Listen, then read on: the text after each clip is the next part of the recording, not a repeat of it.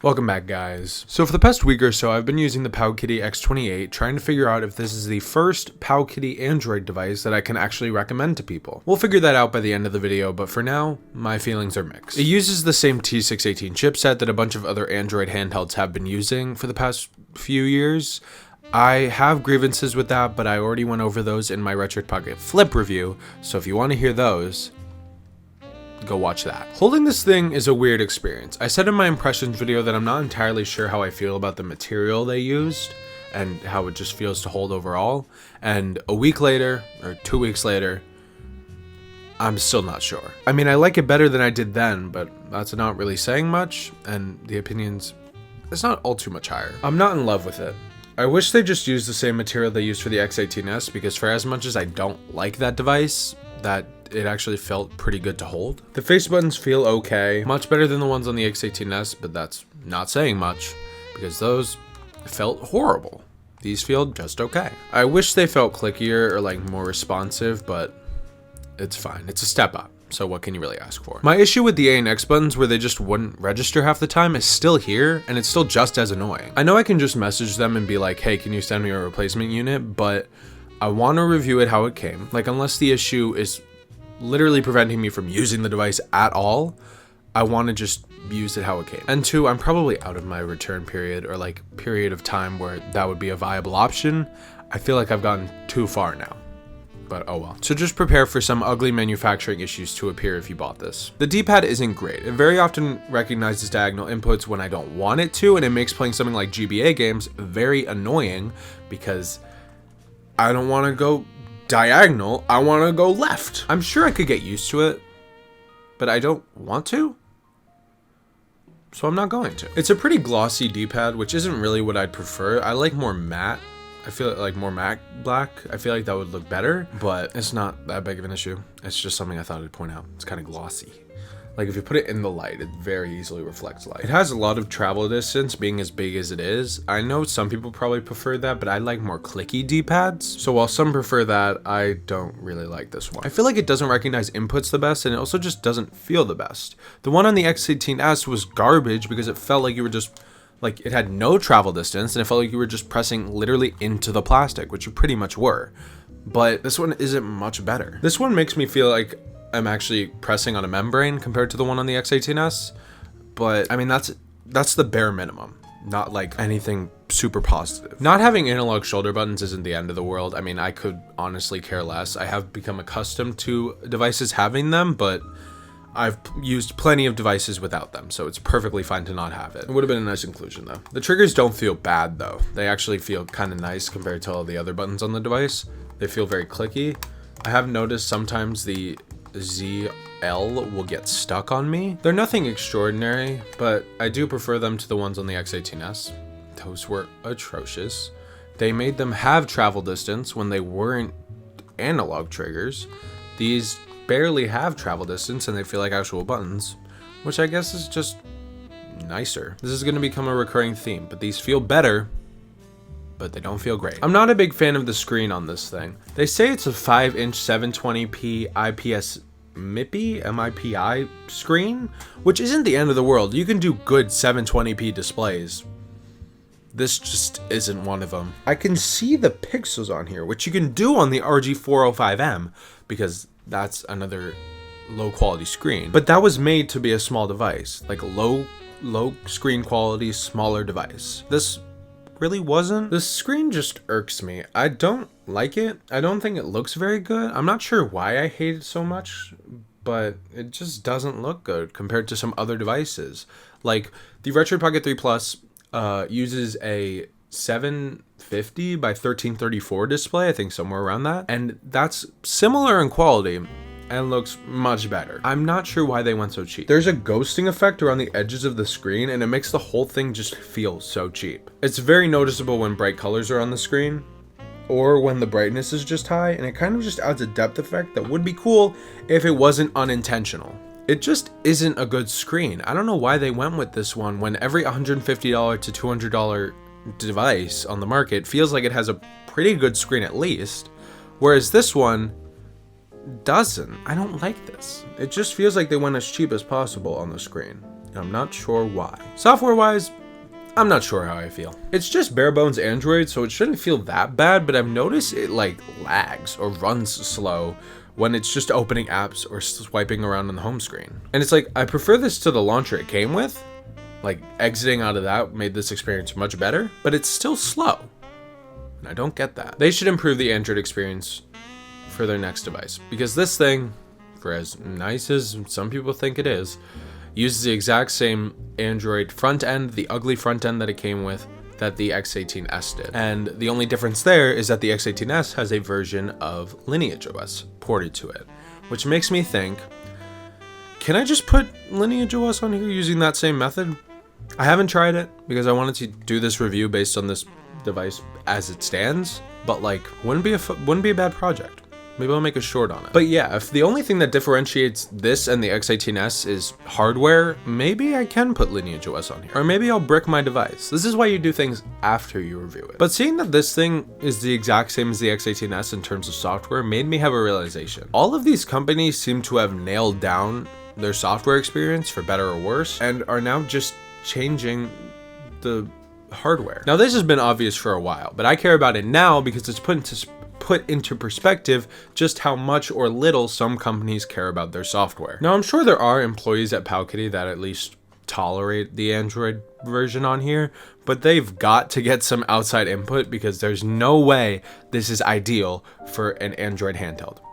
They need to get someone from outside to tell them this isn't it. Because I know they're not watching this video. Taki Udon, go tell them. Yeah, I know you have contacts. If we're ranking these companies based on how good their stock, like first-party software experience is, Retroid is as close to S tier as we're gonna get. They have a really good, just bare-bones Android experience. It's really nice and fluid and smooth. And they also have the best first-party, I guess you'd call it that, launcher out of any of these devices. Any of these companies, I mean. Ein is also up there. They don't have as good of a launcher. I know they're making one. I tried to use it and it crashed on me. So, you know, it's not as good. But their bare bones Android version, the one that it comes with, is actually really good. And their launcher that lets you launch apps is okay. It's not bad. So they're up there too. They're not as close to S tier, but they're probably like a good A. They got high A tier. Amernic is probably a B tier because their launcher is nowhere near as good as Retroid's or Ein's bare bones launcher, but their stock Android experience is pretty good. It's smooth, it's nice to use. I'll give it a B for functionality. Powkiddy, on the other hand, the company I'm talking about right now, has been bad since the X18S, and they haven't changed it at all. It's clunky and annoying. I'd probably give it a D just because it functions. That's all you can really ask for, but like, do better. You've had years. The X18S released in 2021. You've had time to work on this and make it better, and you didn't. But yeah, I'd probably give it a D just for functionality, but it's definitely the worst out of any Android experience I've used. There might be worse, but sometimes I just don't like to subject myself to that. Emulation is what you'd expect. This thing can play pretty much any game that any of the other devices with the same chipset can. Mostly focusing on N64, DS, GameCube, and 3DS, but like the others, it struggles with the latter too. I'm fine with the emulation. At this point, it's what I expect, but the controls ruin it more than anything.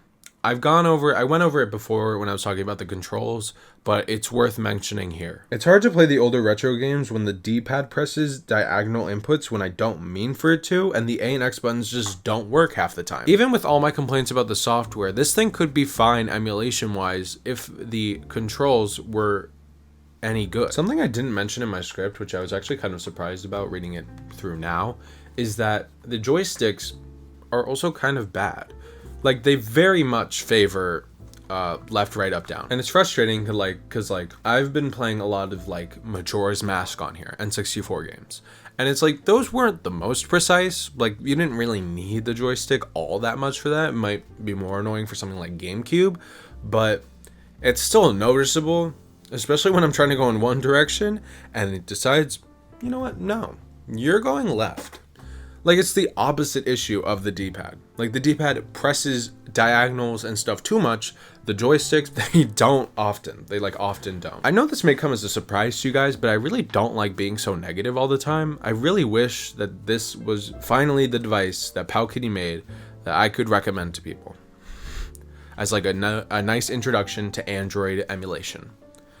But it's not. There are too many issues and compromises for me to recommend it, especially at the $150 price point, which is the same one that the Retroid Pocket 3 Plus and the Anbernic RG505 both sit at, and they're both superior devices. For all of my issues with the RG505 in terms of its software and its controls, I think it's a much better experience than this, and the Retroid Pocket 3 Plus is just miles better. Like, it beats this in every category. Maybe not ergonomics, but if you have an issue with the ergonomics, buy the grip that Retroid sells with. I wish I could recommend this. I really wish I could, because I want Powkiddy to make a device where I can recommend it to someone, anyone. But they didn't do that with the X18S, and they certainly didn't do that here. It's not even the power that annoys me, it's very much the controls and the software experience. Like, these devices at $150, $160 have been coming out with this same chip for the past year or two. Powkiddy actually made probably one of the earliest devices with a chip at a kind of like cheaper price point that I can remember. Correct me if I'm wrong, but I think that's true. And they've been fine. But my issue with this thing very much just has to do with hardware and software. Because the Retroid Pocket 3 Plus has the same internals, same chip, same exact internals, but they used better sticks, they used a better D-pad, they used better face buttons, they made it feel better, they made it smaller, they made it more pocketable, they used a better screen at the exact same price point. So why would you go with this over that? It's like the title says, every time I feel like Powkiddy takes a step forward, they take a step back. Like, this is a better device than the X18S. Do not get me wrong. Do not buy this. Don't buy this. That's not what I meant to say, but don't buy it. Don't buy the X18S, especially don't buy that. If you're gonna buy either one of these, buy the X28, unless you really love that clamshell form factor. It's definitely a step in the right direction for Powkiddy.